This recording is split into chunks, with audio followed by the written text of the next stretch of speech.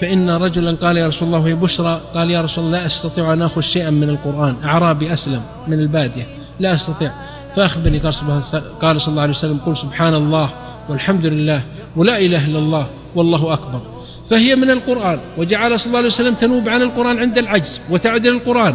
وهذه الكلمات الأربع حفظكم الباري هي من القرآن الكريم.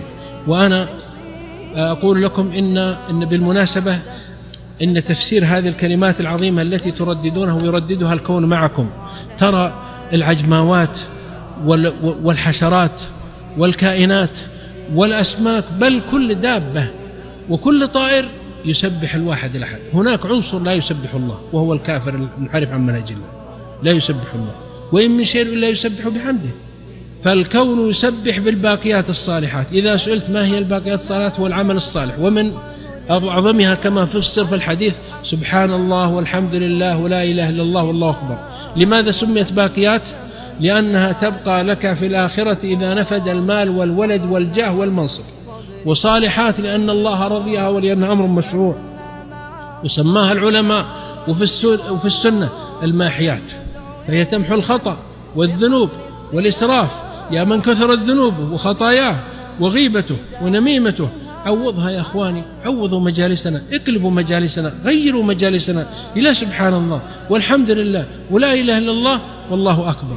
فكل عبادة لها توقيت معي، لها يعني وقت، ولها حد في القدر، ولها زمن. الصلاة لها زمن، ولا حد، مثل الظهر 4 ركعات، والفجر مثل 2 ركعتان، والمغرب 3. ولها زمن، مثلا زمن الظهر يدخل عند زوال الشمس، ورمضان له وقت الشهر 9، والحج له وقت 9 من الشهر 12. إلا الذكر فلم يحدد بزمان ولا بمكان ولا بكمية، بل قال سبحانه وتعالى يا أيها الذين آمنوا اذكروا الله ذكرا كثيرا. يا أيها الذين آمنوا اذكروا الله ذكرا كثيرا، كثير. هذه تسمى الماحيات للذنوب والخطايا. وسماها صلى الله عليه وسلم المقدمات، التسبيح يعني سبحان الله والحمد لله ولا إله إلا الله والله أكبر.